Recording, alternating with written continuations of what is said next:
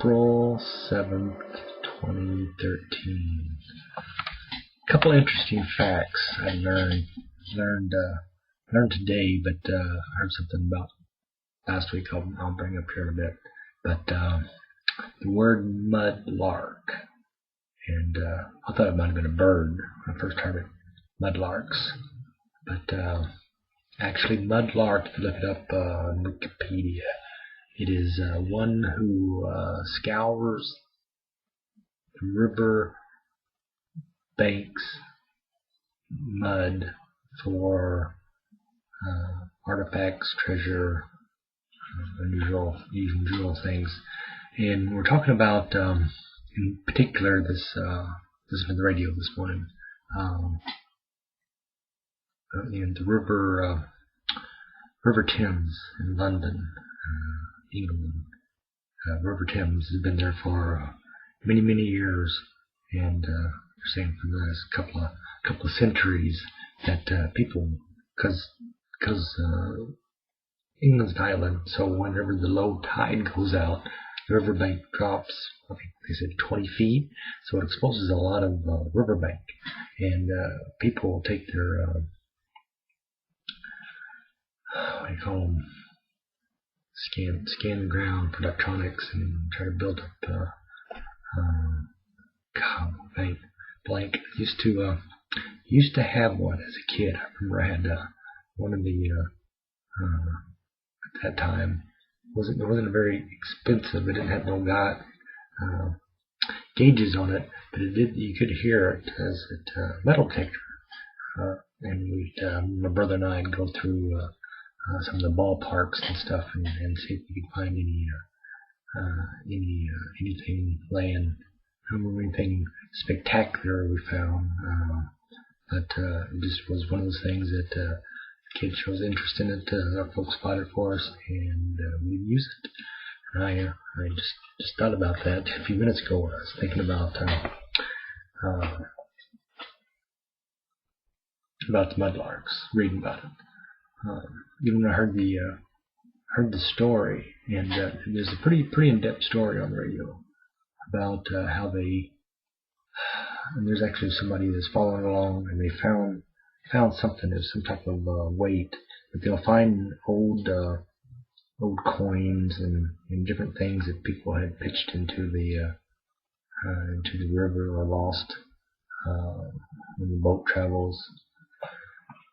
And they've got a little museum.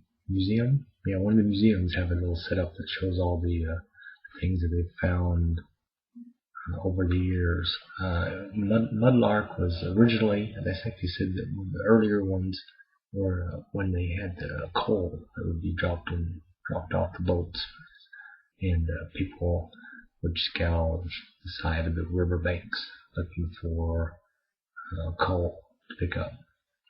And now they do it for just artifacts and stuff. And there's kind of a controversy because the archaeologists don't think they were kind of damaging the site. They're not taking a good enough history example because it's just, the material around and really document everything about it. Where when other people say, we're doing it, and it is part of. You do have to turn everything over to some type of London society thing, and then they document it and stuff. And if they've had enough found things in that era or whatever it is, then you get it back. But it is kind of watched by society, a certain society. But I thought it was interesting because, like I said, I used to be fascinated. I always liked. I thought of archaeology and digging and finding stuff because that's what kept me just interested. It really is. The other thing I heard this last week about London was that they have a library, and they finally got the okay or the agreement that they can start copying. A lot of the books were copyrighted, and they really couldn't upload them, onto their website, actually photocopy them and have them backed up. And you're saying that the library had been around for 500 years, so we got quite a bit of selection and history going back. I think 500 years is quite a lot of documentation. So they really want to get that documented and uploaded into a content that the public can view it and see it, which I think is fascinating. And I heard that on the radio too. So very interesting things. What was it? Oh, I was trying to pick a song talking about the river, and there's a song. I had to look it up. I found it by Styx, and it was Boat on the River. It almost has like when it starts out a mandolin playing, so it's almost like a gypsy music. But I remember, because they're kind of soft rock, and they are coming here in concert in a couple of weeks, so I'm really excited to go see them. But when they're, and I looked at the year, it was like 1980.